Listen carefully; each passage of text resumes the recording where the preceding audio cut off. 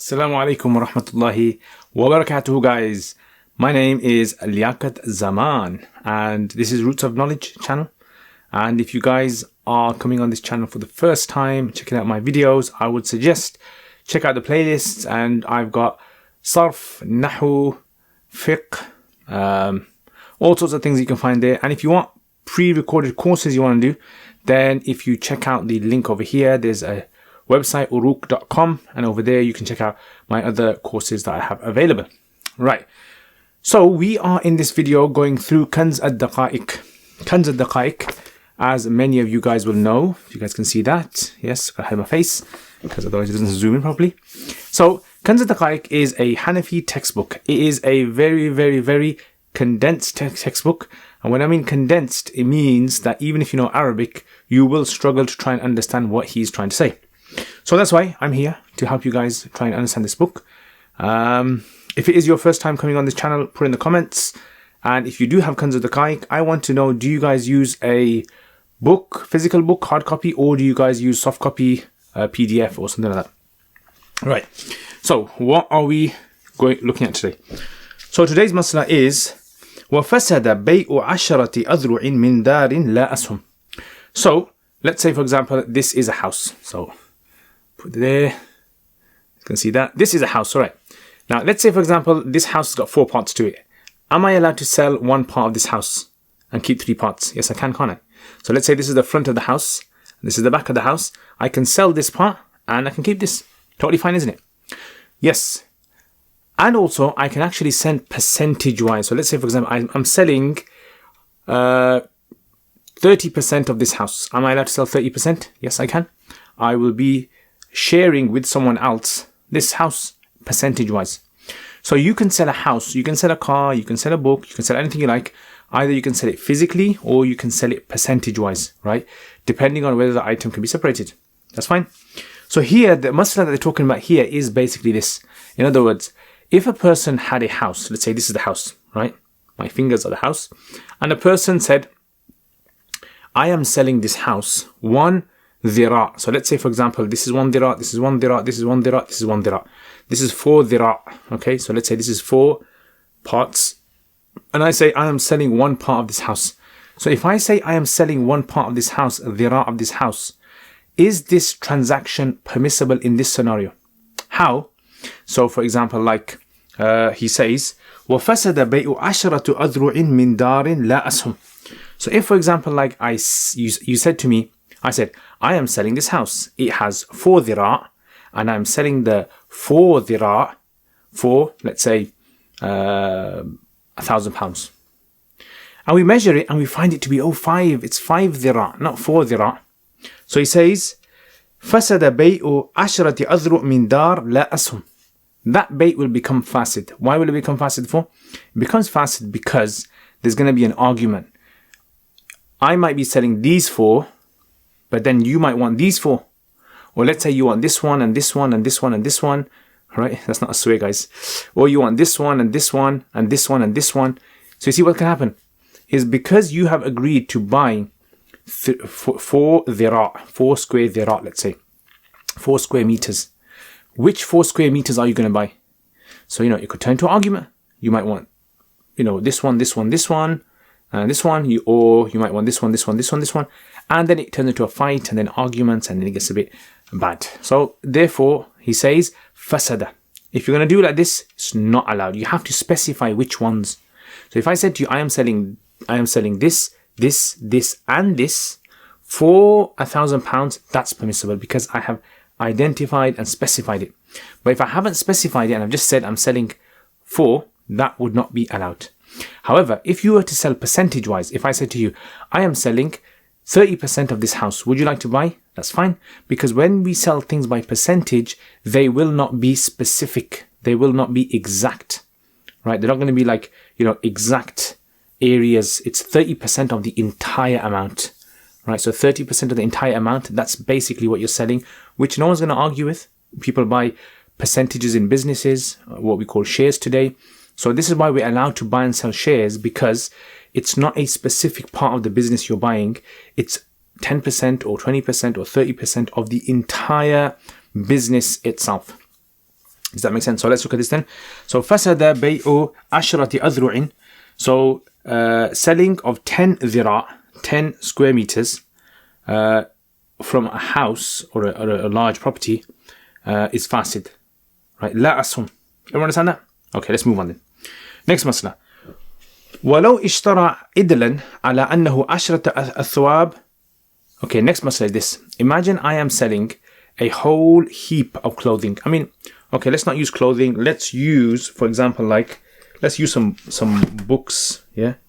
All right. So let's say, for example, I'm selling these. Yeah, I'm selling these, and let's imagine there's 10 books here. Okay. Imagine there's 10 pile of 10 books here.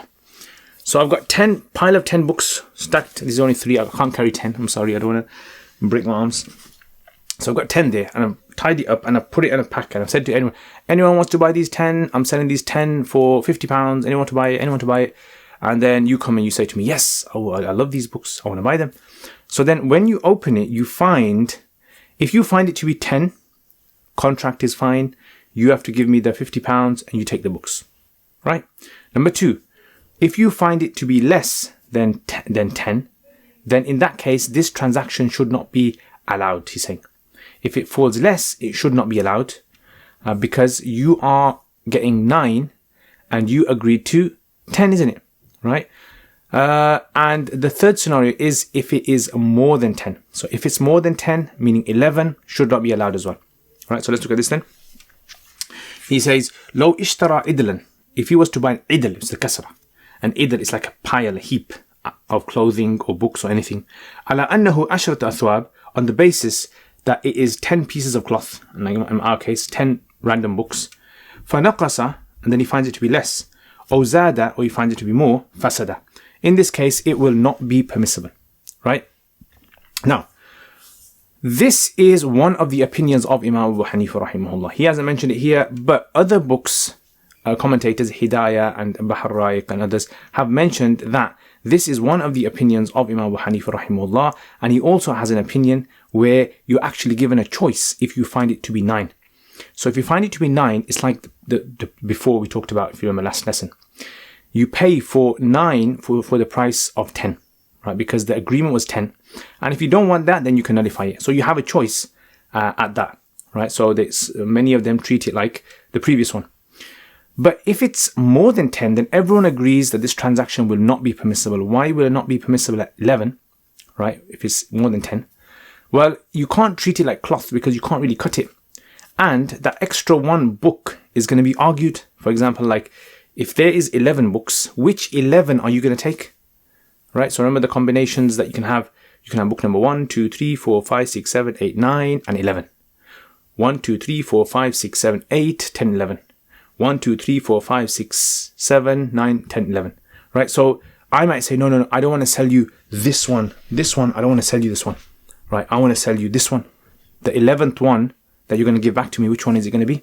So it's going to lead to a fight. It's going to lead to an argument. And we said in these kind of transactions, we don't want there to be any sort of like fighting and argument taking place.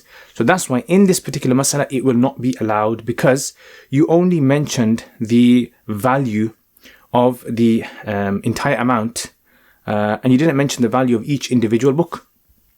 Okay, so that's why he says, لو اشترى عدلا على أنه, if he buys a heap, a pile of cloth or books, على أنه عشرة أثواب, on the basis that this is 10, فنقص, and he finds it less, أو زاد, or more, فسد, transaction is nullified. ولو بين لكل ثوب ثمنا, however, if I mention the value of each book, so let's say for example I said, right, the value of this book, each book, I just mentioned the value of each book. This book is, I'll just say each book costs, I don't know, £5, let's say. 10 books, and each book costs £5, right? So I mentioned the total sum, and I also mentioned the value of each one. By mentioning the value of each one, what you have effectively done is you have now created this idea of if you were to fall short from 10, if you find it as 10, you pay 50. If you find it 9, then you only pay for 9, right? So you're not going to pay £50. You're going to pay how much? £45, right? Because you actually specified the value of each one. So now, how much ever you fall short, if you find 8, you pay 40. You find 7, you pay 35, and so forth. It works like that. So he says, لو بين, if he was to explain, if he was to mention the value of each thobe, ثمن, the price of it, ونقص, and then he finds it to be deficient, صح بقدره, it will be allowed according to its amount, but he's still as خيار, he is still given a choice. Why is he still given a choice? Because the contract that he signed, in there he mentioned 10. You wanted 10, didn't you? You don't want less than 10. So therefore, it's not مبادرة المال بالمال بالتراضي. We need to have taradi there. So if you're happy with 9, take 9 for 9. 8 for 8, 7 for 7. But if you wanted 10, then you can cancel the contract. Right? So خيار. However, the same thing does not apply if you find 11. So you took the pile, you opened it up and you found 11 books in there. He says, وَإِنْ زَادَ فَسَدَ. The transaction is going to become nullified. Why is it going to be nullified? Because the extra one, the same argument we had before, even if you know the value of each one, we're still going to be arguing over which one is the 11th one. I'm going to be saying this one, you're going to be saying no, the other one, and then we're not really going to get anywhere and it will lead to a fight. So this is basically the masala with regards to that. Okay, let's do another masala because I want to finish this chapter. I don't want to keep dragging on next week. من اشترى ثوبا على أنه عشرة أذرع كل ذراع بدرهم. If a person buys a whole pile of cloth, right, a roll of cloth, and the offer is you're saying I'll buy 10 for 10, or I'm saying I'm going to sell it 10 for 10, right, 10 for 10, and each piece of meter is for how much? £1, right? So now if you were to roll it out and you find it to be 10, how much do you pay? You're going to pay 10. This came before, didn't it? But over there, if you remember last lesson, we mentioned that each amount is not mentioned. The value of each amount is not mentioned. So if you find it 10, you take it for 10. You find it 9, you take it for 9. You find it 11, you take it for 11. Remember we said, because what is the seller going to do with one extra one? What if you find it for 10.5 or 9.5? Yeah, so the rule is this. Abu Hanifa says, if you find it for 10.5, you take it for 10. Why? Because it's like previously we said, in the contract, the agreed amount is only 10 and each unit was only £1 per meter. Half a meter doesn't have a value in your contract. Remember, you can only give something a value if you have both agreed to it. If we haven't agreed to this, we can't really kind of charge anyone for it. So this is why Abu Hanifa says, you only pay 10 for 10.5. And if you found it to be 9.5, you only pay 9. Because that is like 1 meter, whatever 1 meter costs, that's what you're paying for. So if you get 9 meters, you know what you're paying for. But if you get half on top of the 9, what's the half equal to? Nothing. So he says this. Okay, Abu Yusuf rahimahullah, he says that you actually take the higher. So in other words, he says, if it's 10.5, you take it for 11. Why? Because you're technically buying 10 pieces, aren't you? Or 11 pieces rather. 10 full pieces and 1 extra piece. So that's 11. Right? So you're going to have to pay for 11. So that half is like rounded up to a full meter. And that's what was in the contract. Each meter costs this much. So because half doesn't have a value, the best we can say is a full meter. Imam Muhammad rahimahullah, he actually says no. You're going to pay exactly what that value is. And you're going to actually assume the value of 9.5. So 9 is £9. So half is going to be £0.5. So £9.5 you're going to pay for 9.5. And 10 is £10. And 10.5 is 10.5. And that's it. So let's have a look at this then. This is the masala. So he says, وَمَنْ اشْتَرَى ثَوْبًا, whoever buys cloth, على أنه, on the basis that it is 10 meters, كل ذراع, every ذراع is equal to 1 dirham, أخذه بعشرة, he will take it for 10, في عشرة ونصف, if it works out to be 10.5, بلا خيار, without any choice, he has to take it for that. وبتسعة في تسعة ونصف بخيار, and if it's, so because if it's 10.5, he's actually kind of got his 10, isn't he? So he's not really paying anything extra. And if it works out to be 9.5, he's going to pay 9 with khiyar because he didn't get the thing that he was looking for. Hope you guys benefit from it. Let me know what you guys think of the lesson. So just to recap what we covered today, we talked about selling of random ذراع in a property, in land. We said that is not permissible because it's going to lead to a fight, but you can sell percentages. And this is something which happens in the world where people might be selling some random plots of land. And if they haven't allocated exact, that can lead to an argument, and that transaction is going to be considered a bayt fasid. Not a batil bayt, but a bayt fasid. And also, if a person sells a heap of things, a random, pick a mix, jumble things, and he mentions the amount that's in there, or even mentions the value of each one, says that if it's 10, you take it for 10. If it's 9, one opinion of Abu Hanifa says not allowed. Other one says it is allowed, but you have a khiyar, a choice. And if it's more than 10, then not allowed, because the last 11th one is where there's going to be a fight.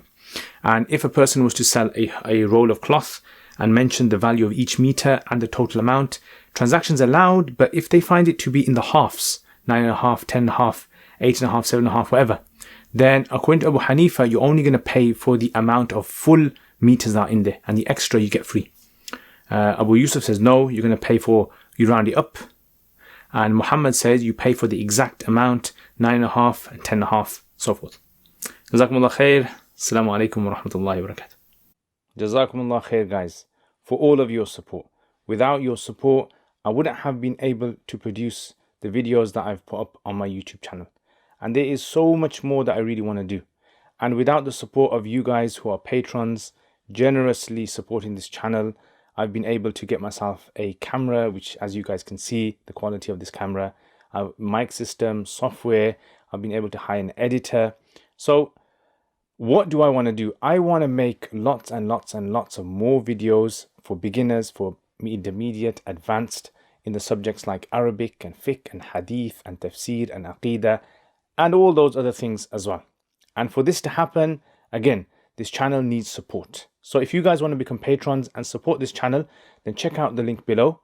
Also, if you do become patrons, you'll have access to videos that I don't put up on my normal YouTube channel. So check that out, inshallah. And there's most other perks as well that you guys can benefit from.